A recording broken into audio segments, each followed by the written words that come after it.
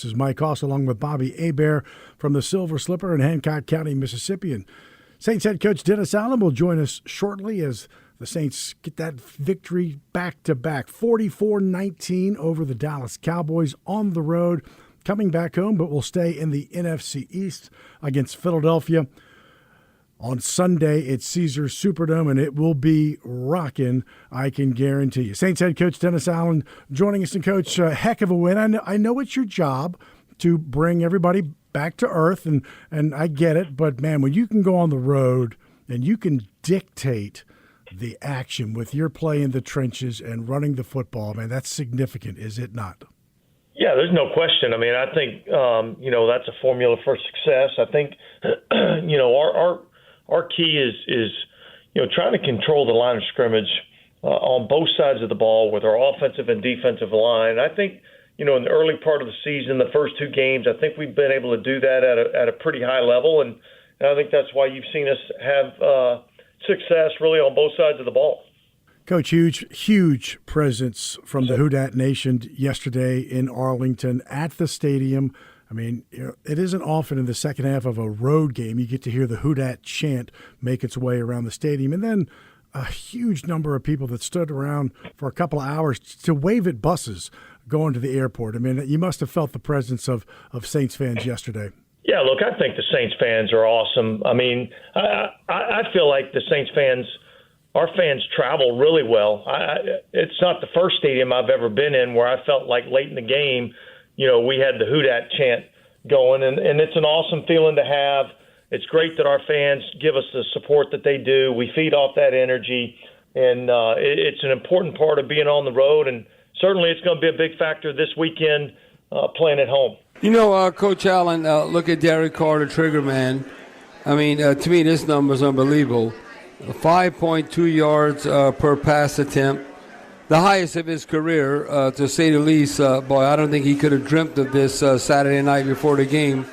But then you look at his passenger efficiency and how efficient he is.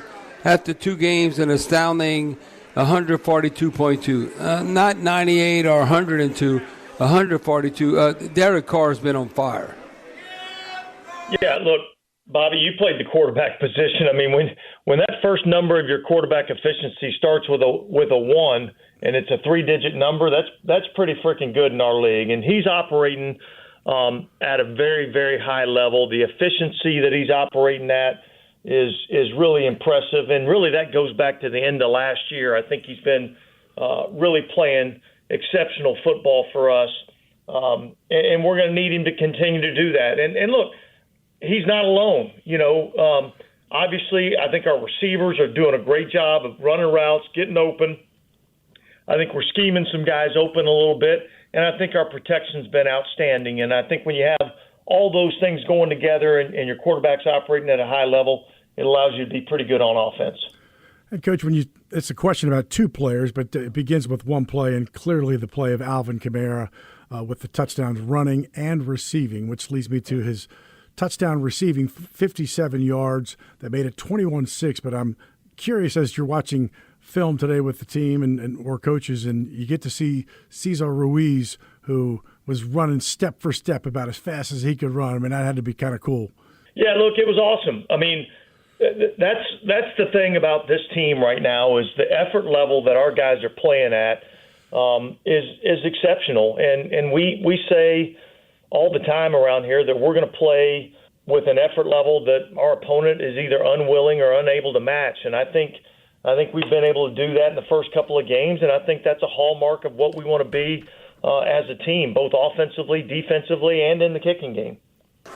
Now, Coach Allen, what more can you say? Usually it could be different. Usually maybe a linebacker like Demario Davis, whatever.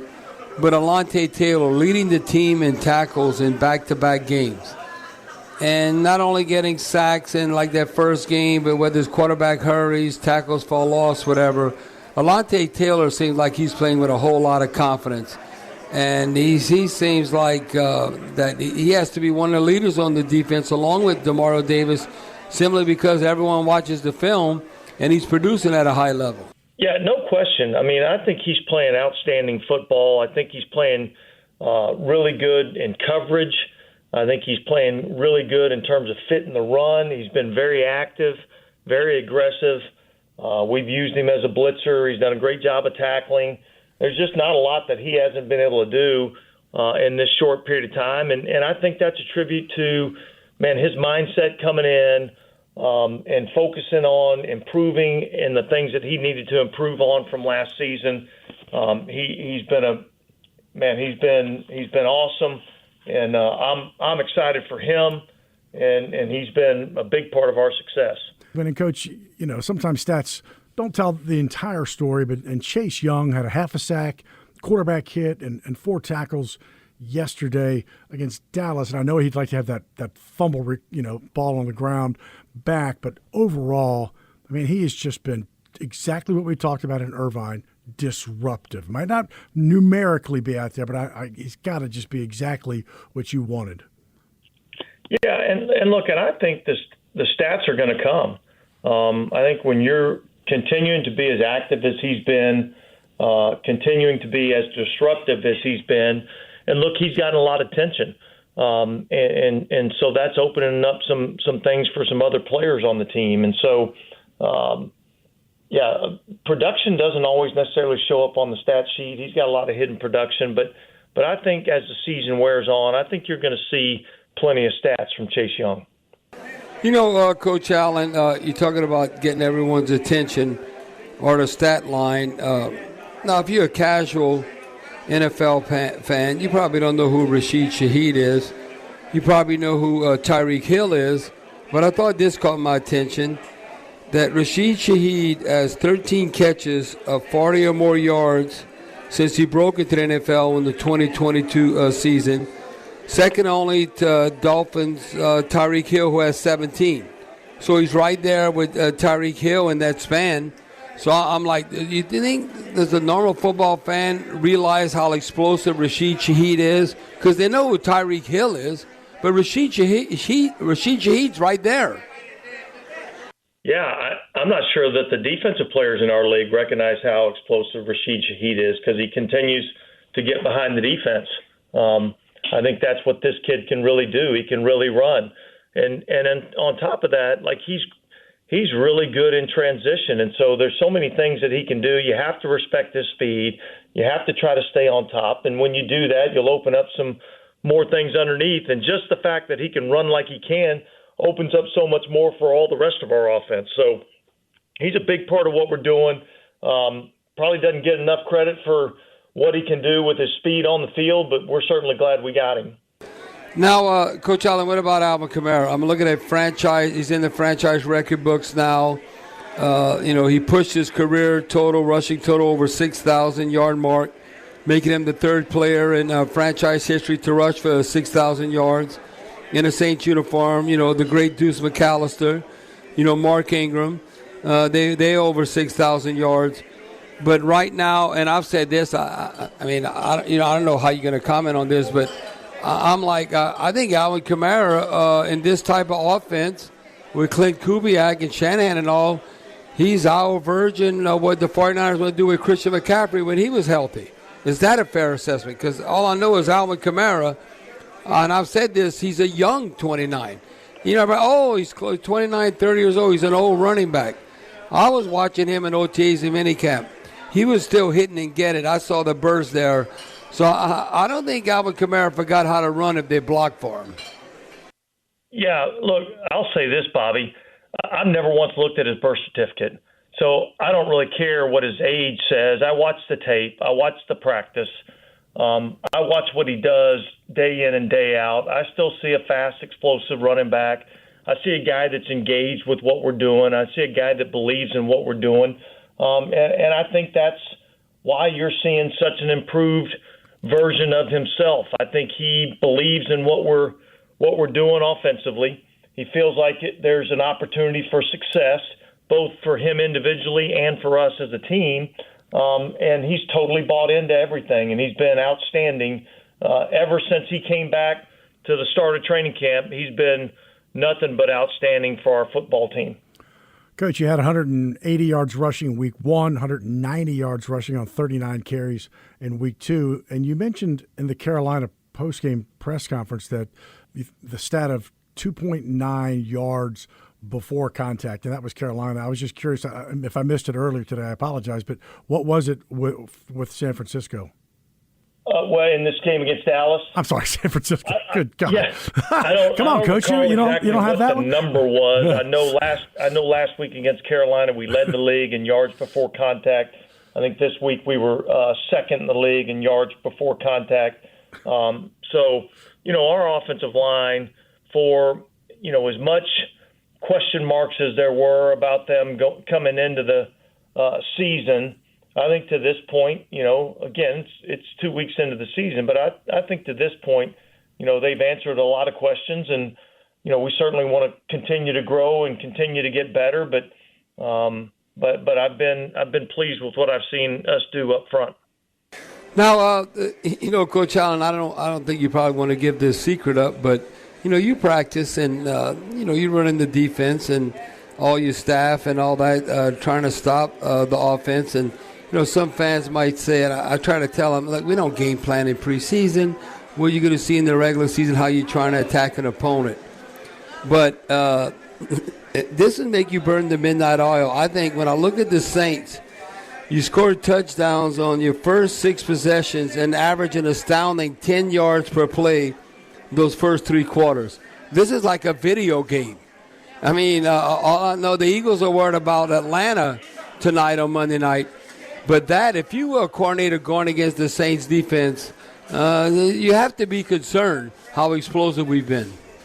Yeah, there's no question. I mean, look, we talk about our ability to run the football, but we're throwing the ball exceptionally well. I mean, when you throw for, 250 yards basically on 16 attempts, that's being explosive in the passing game. And so, I think that creates a lot of challenges for the defense. And then when you look at the execution that we've been able to play at, that level of execution with shifts and motions and things like that, the pre-snap eye candy that messes with the defense, and yet we still have to be able to identify how the defense is adjusting to those things. So it can sometimes be a double-edged sword, but when you're able to do that and still execute it at a high level, I think that gives you a huge advantage. Now, Coach Allen, this is old school, it doesn't change. Can you run the football? Can you stop the run? I thought that was one area, and I said this, we needed to flip the script.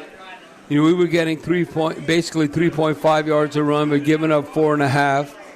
Well, we've definitely flipped that at the beginning of the season, like even more. We averaged right at 5 yards a carry, only gave up 3.2. A lot of the same players, I mean, very familiar players that the Saints fans are familiar with. Is it more about the scheme, or we just getting it done more as an individual group? Or because that's definitely flipped the script, that we are stopping the run and we're able to run the football at a high level. Yeah, look, I think there's a multitude of factors that go into that.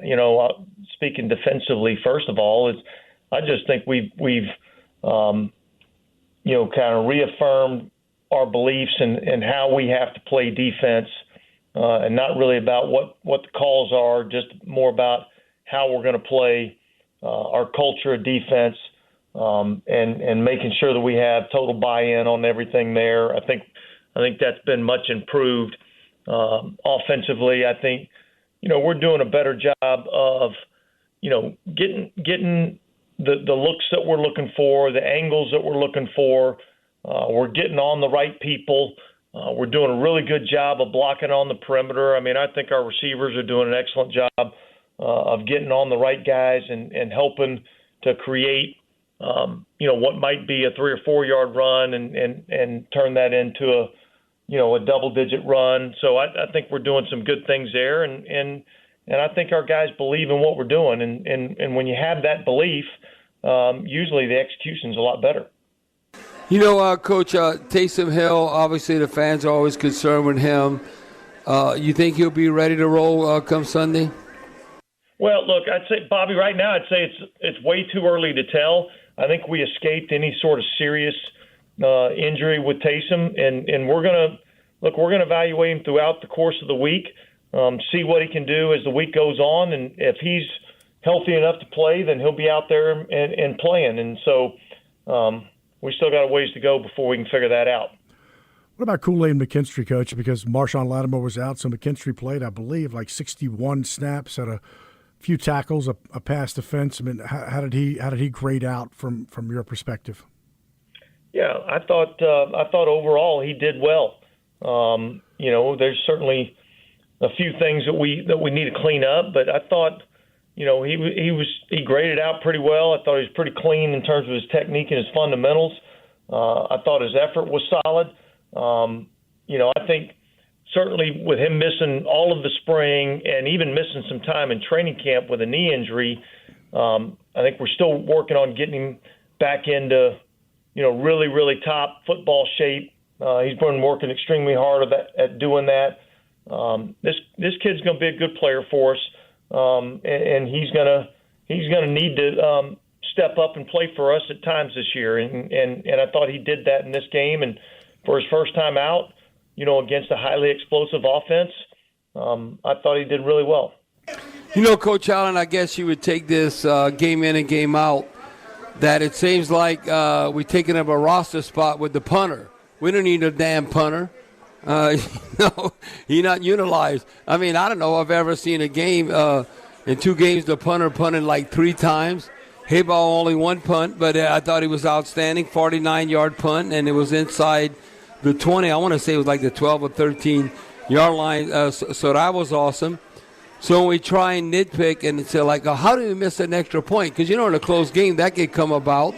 Because now, you see kickers across the league. Everybody's making 50-yarders. Just elaborate on the special teams and just the kicking game.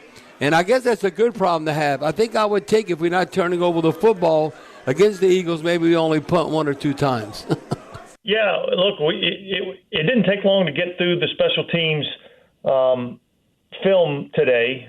We had 5 kickoff coverages that we actually covered on, and I thought we executed that plan pretty well. The only one that wasn't as good was when we had to kick off from the 20 after a penalty, which we've got to maintain our poise in that situation.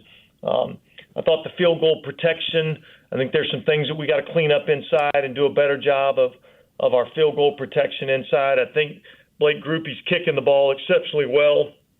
That was one that, they just got penetration inside and so that wasn't on the operation. That was more a product of the protection. So, and look, it was good to see Matt kind of bounce back. He didn't punt the ball exceptionally well in his first outing, and we were hoping that would improve this week. And I, like you, Bobby, would like for him to, keep a clean jersey on Sundays and kind of hang out on the sideline with me rather than having to be out on the field. And so hopefully we can keep that up. But when he's called upon to kick it, hopefully he'll be able to do the same job like he did in this game and the 1 punt that he had. Well, Coach, we appreciate your time. Great win yesterday in Dallas and cannot wait for Caesars Superdome on noon on Sunday. It'll be rocking. Again, appreciate it and have a great week. Awesome, guys. Appreciate it.